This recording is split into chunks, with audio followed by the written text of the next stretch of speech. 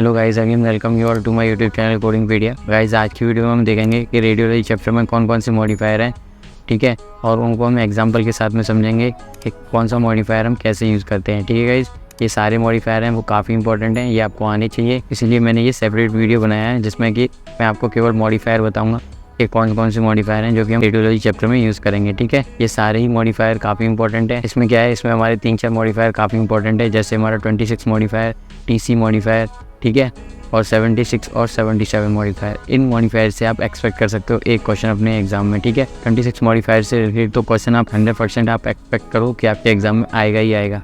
तो ये सारे जो मॉडिफायर्स हैं वो काफ़ी इंपॉर्टेंट हैं, और आज की वीडियो में यही मॉडिफायर्स हम देखने वाले हैं कि कैसे हम इन मॉडिफायर्स को यूज़ करते हैं और क्या लॉजिक है इन मॉडिफायर्स को यूज़ करने का। ठीक है गाइस, तो without doing any further delay let's get started.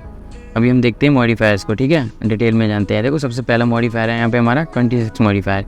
ये मॉडिफायर हम कब यूज़ करते हैं? ये मॉडिफायर हम यूज़ करते हैं प्रोफेशनल कंपोनेंट के लिए। ठीक है, जहाँ पे भी क्वेश्चन में पूछेगा कि report for the professional component at that time we have to code 26 modifier. ठीक है गाइस, और देखो हम कब यूज़ करते हैं इस मॉडिफायर को? जहाँ पे भी इंटरप्रिटेशन एंड रिपोर्ट हो रहा होगा वहाँ पे भी हम 26 मॉडिफायर यूज़ करते हैं। ठीक है, रीडिंग, रिपोर्ट एंड राइटिंग होगा तो वहाँ पे भी हम 26 मॉडिफायर को यूज़ करेंगे। ठीक है गाइस, टीसी मॉडिफायर हम कब यूज़ करते हैं? वो करते हैं हम टीसी कंपोनेंट के लिए, मतलब कि टेक्निकल कंपोनेंट के लिए। टेक्निकल कंपोनेंट के लिए कभी भी क्वेश्चन में पूछेगा at that time you have to put TC modifier. ठीक है, अब इन दोनों मॉडिफायर को हम विद एग्जांपल समझते हैं।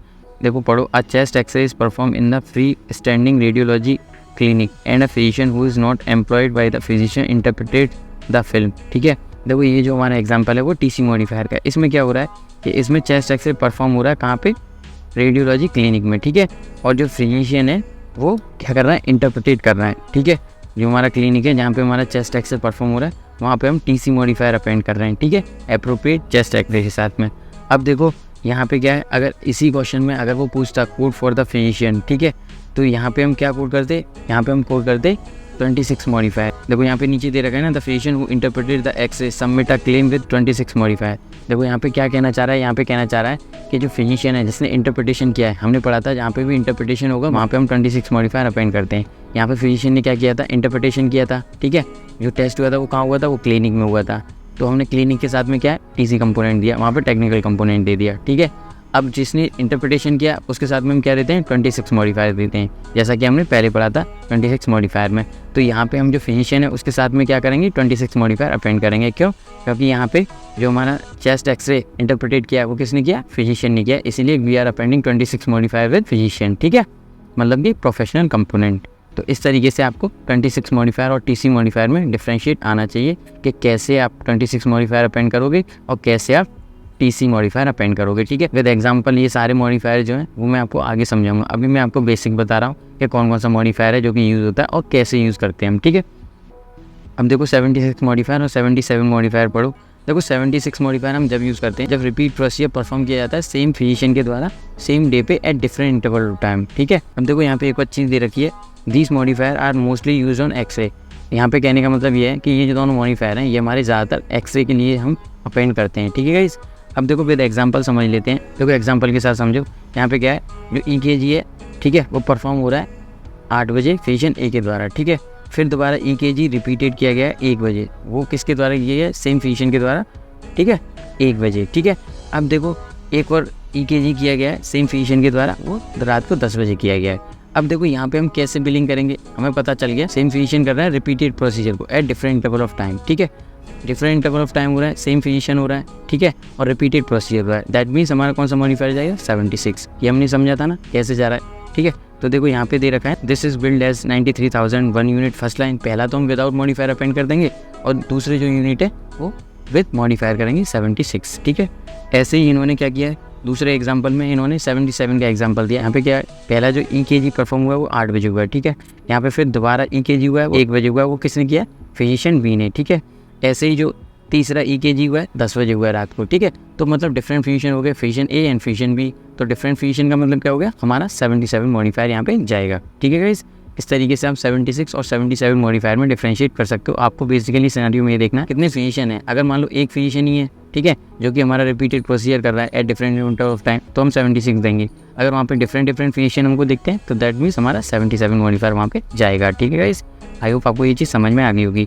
अगला है हमारा मॉडिफायर 59, ये हम किस लिए यूज़ करते हैं, डिस्टिंक्ट प्रोसीजर सर्विस के लिए, ठीक है। ये क्या इंडिकेट करता है, ये इंडिकेट करता है जो प्रोसीजर हम कर रहे हैं वो सेपरेट है डिस्टिंक्ट प्रोसीजर से, सेम डेट ऑफ सर्विस, मतलब कोई भी प्रोसीजर डॉक्टर ने किया है उससे अलग कोई भी डिस्टिंक्ट प्रोसीजर करेगा at the time we have append 59 modifier, ठीक है।